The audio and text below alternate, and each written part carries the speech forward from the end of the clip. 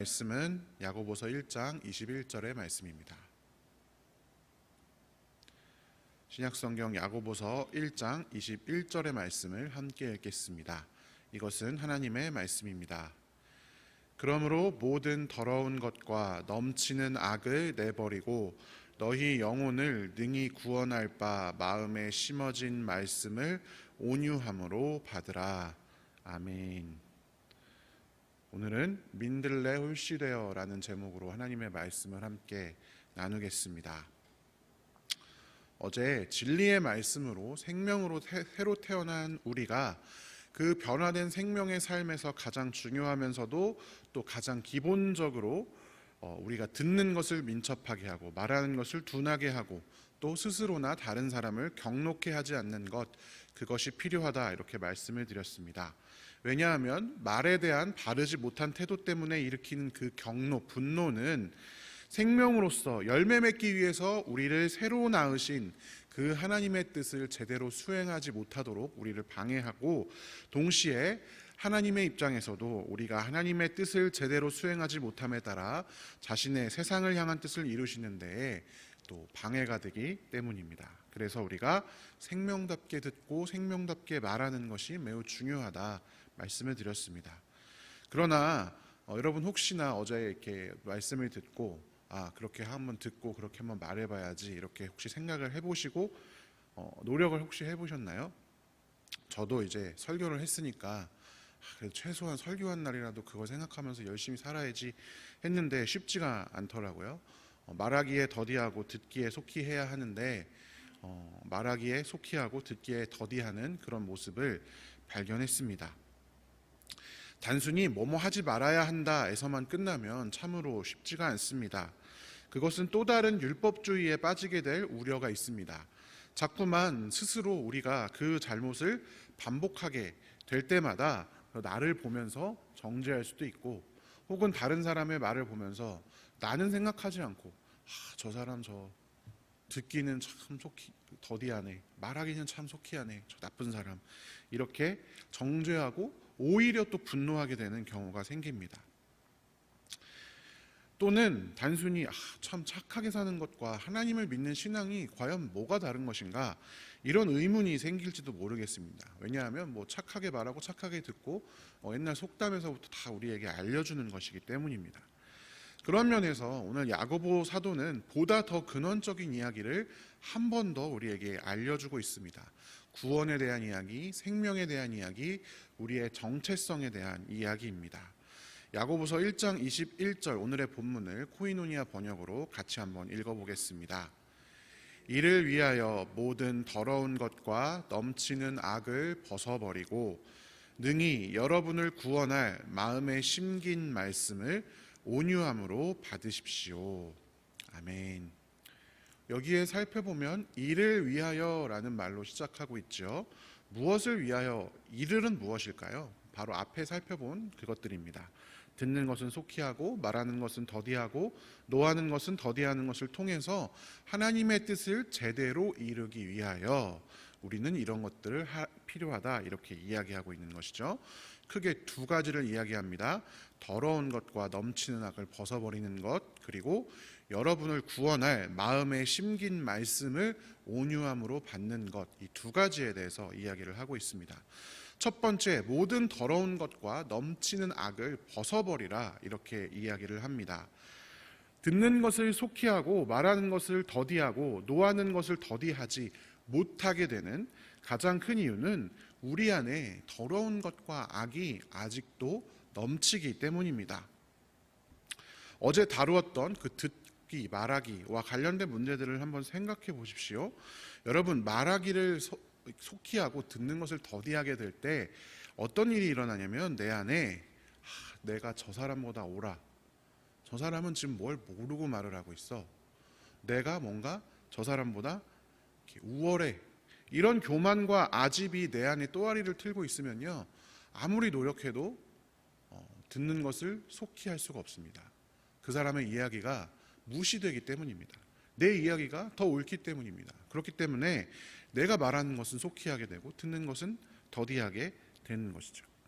내 안에 무엇을 반드시 가지려고 하는 욕망이 가득 차 있으면요, 그것밖에 보이지 않습니다. 예를 들어서 어떤 아파트 같은 거 딱 보고 거기에 꽂혀 있으면 다른 말 하나도 안 들리고 그것만 하는데 내 온 신경과 그런 것이 집중이 돼 있습니다. 자연스럽게 내 말하는 것에는 빠르고 다른 말은 들리지 않습니다. 그것을 충족하기 위한 다른 단계는 전혀 고려되지 않습니다.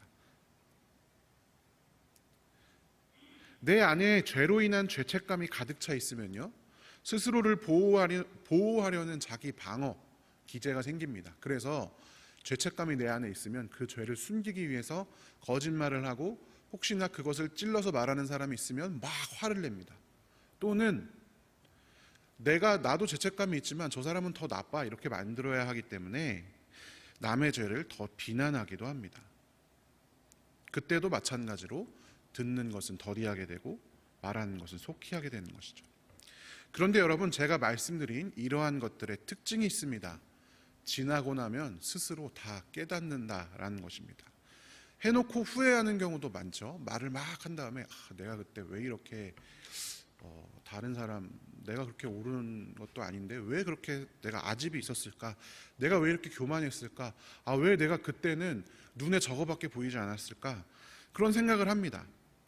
그런데요, 우리가 마치 밖에 이제 외출할 때마다 마음에 드는 옷을 이제 골라서 입잖아요. 그런 것처럼 항상 습관처럼 그 행동을 또 반복합니다. 알면서도. 그래놓고 또 어떻게 생각하게 되냐면 나는 죄인이니까 어쩔 수 없어. 그러면서 그거를 합리화하고 또 오늘도 밖에 나갈 때 그 옷을 입고, 또 내가 다른 사람과 대화를 할 때 그 습관을 가지고 이렇게 하는 것이죠. 그래서 야고보 사도가 이런 것을 아포떼메노이, 벗어버리라고 이야기하고 있습니다. 말 그대로요, 이 벗어버리라는 게 옷을 벗는 것을 의미합니다. 환골탈태가 우리에게 필요한 것입니다. 그런데 여러분, 사람은요, 그냥 벗고 있는 것은 굉장히 두려워합니다. 벗어버리라고만 했잖아요. 유대인들에게 특별히 벗는다라고 하는 것은 극도의 수치를 뜻합니다. 창세기에 살펴보면 첫사람 아담과 하와가 말씀을 불순종한 후에 자신이 벌거벗었음을 알고 수치스러워했습니다. 원래 처음에는 벌거벗고 있었지만 부끄러워하지 않았습니다. 왜냐하면 그들은 하나님의 생명으로 태어난 영광과 의의 옷 입고 있었기 때문입니다. 그러나 죄를 짓자 하나님의 의와 영광이 아닌 다른 것들로 자신들의 수치, 벌거벗음을 가리기 시작했습니다. 그래서 무화과나무 잎으로 치마를 엮어서 몸을 가렸죠. 그러나 하나님께는 그것이 더 수치스러운 행동이었습니다. 그러나 예수 그리스도께서 이 땅에 오신 후에 그렇게 벌거벗었던 인간은 다시 그리스도로 옷 입게 되었습니다. 그래서 하나님의 의와 영광, 첫사람 아담과 하와가 처음 만들어졌을 때 입고 있었던 그 하나님의 의와 영광을 다시 입을 수 있게 되었습니다. 그러니까 벗어버리라라고 하는 말은, 야고보의 이 말은 신앙 안에서 생각해 볼 때에 과거에 입었던 죄의 옷을 벗고 그 벗은 상태에서 끝나는 것이 아니라 새로 예수 그리스도로 인한 뭔가 새로운 것을 입는 것을 전제하는 말이기도 합니다. 그런데 우리가 재미있게 살펴볼 것은, 사도 바울은 보통 앞에서 살펴본 것처럼 예수 그리스도로 옷 입으십시오 이렇게 이야기를 권면을 여러 군데에서 하고 있는데, 야고보는 벗어버리라라고 말한 이후에 옷 입으라라고 말하지 않고 말씀을 온유함으로 받아들이라고 이야기했다라는 것입니다. 왜 이런 표현을 썼고 또 죄의 옷을 벗고 말씀을 받아들이라라고 하는 것은 무슨 의미일고 무슨 관계일지 함께 살펴보려고 합니다. 그런데 심긴 말씀이라고 하는 이 단어가 굉장히 오묘하고 중요합니다. 야고보는 우리가 앞에서 살펴본 것처럼 이런 비유적인 표현을 굉장히 많이 사용하는데, 야고보가 특별히 이런 표현을 많이 사용했습니다. 심긴, 엠퓨톤이라고 번역되는데요, 이 엠퓨톤이라는 원어로 쓰여져 있는데요, 심기운 말씀이라는 것은 무슨 뜻일까요? 우리가 생각해 볼 때 크게 두 가지 정도로 예측해 볼 수가 있습니다. 첫 번째는 말씀이 우리 가운데 심겨졌다라는 것을 그냥 예수님과 붙어 있다, 이런 식으로 비유적으로 생각하는 것입니다. 요한복음 15장에 보면 예수님께서 나는 포도나무요 내 아버지는 농부시다, 가지가 나에게 붙어 있어야 열매를 많이 맺는다 라는 포도나무의 비유를 알려주셨죠. 그리스도께 접붙여진 우리들이라는 의미로 우리가 예수님께 붙어 있는 것이 심기운 말씀이다.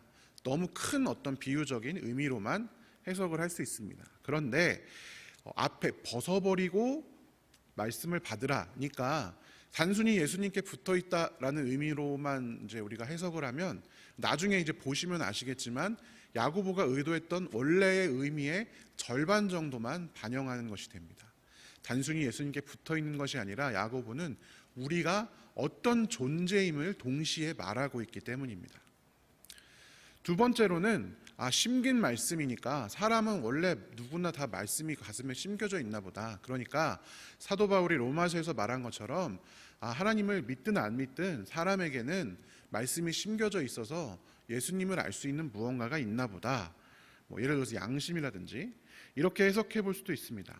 그러나 이미 야고보가 앞에서 1장 18절에서 우리는 진리의 말씀으로 새로 태어난 새 존재들이다라고 말씀을 드렸잖아요. 이렇게 이야기를 했잖아요. 그렇다면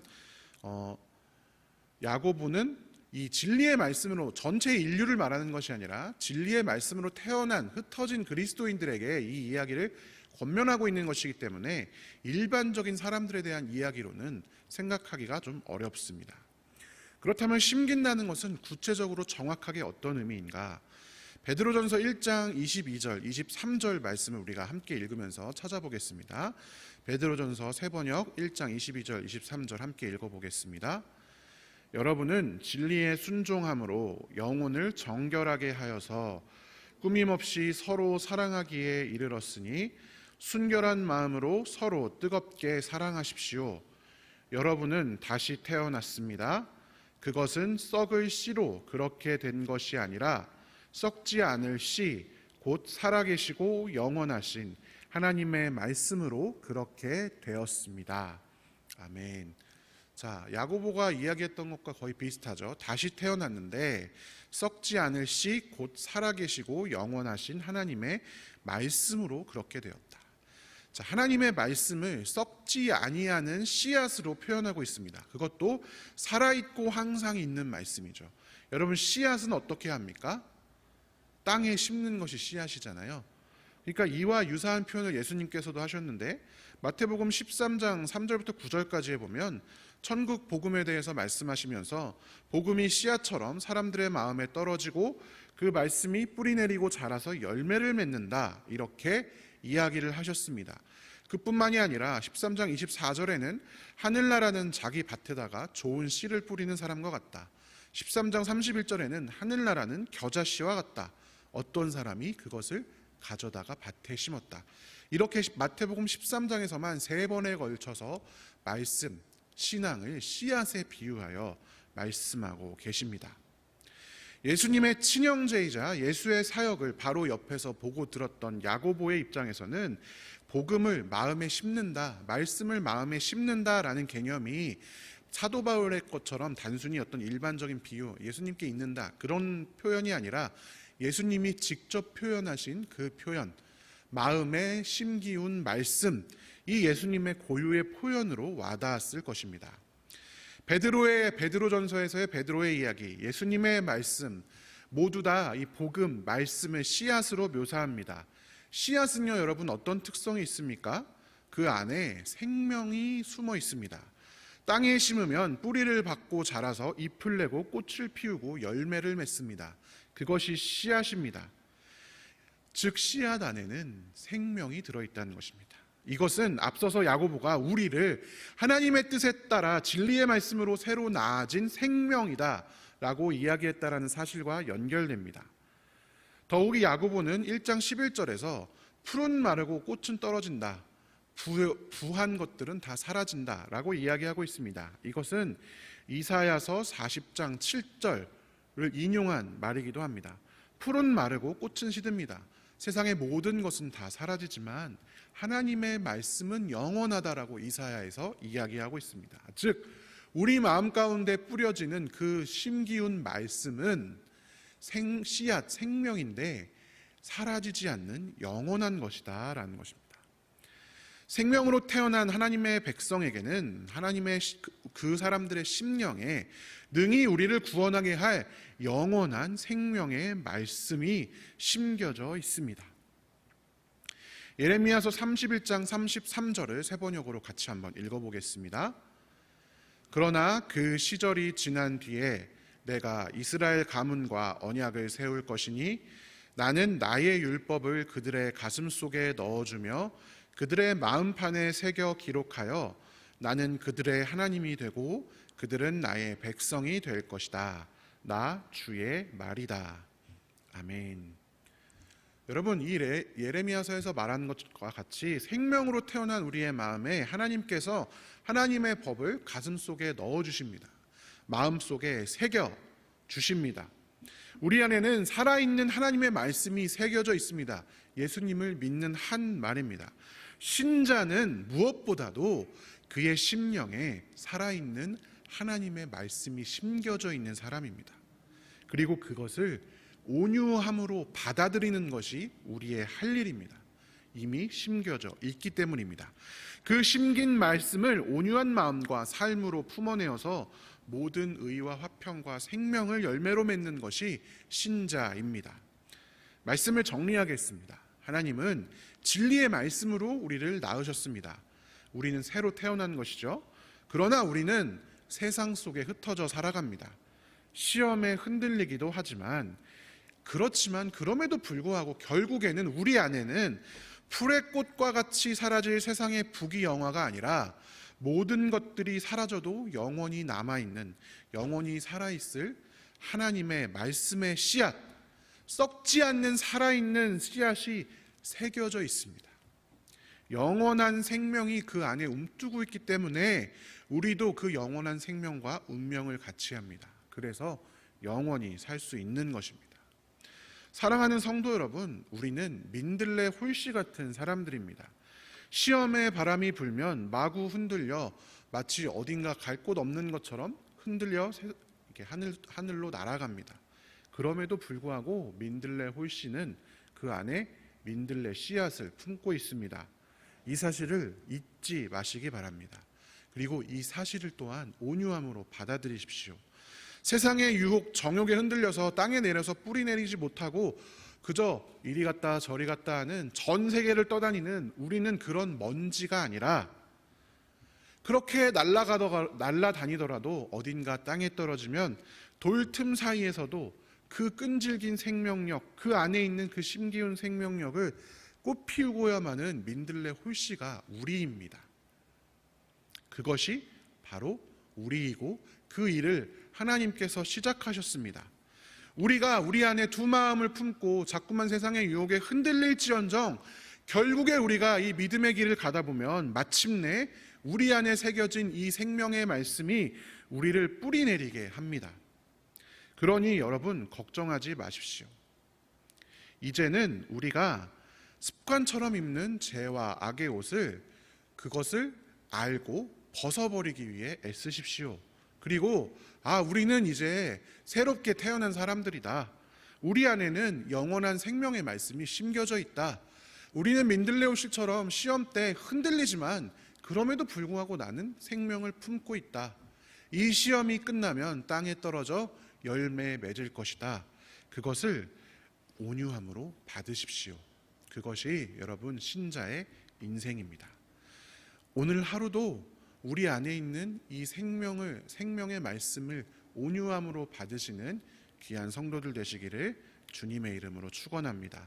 함께 기도하겠습니다. 사랑의 하나님, 감사합니다.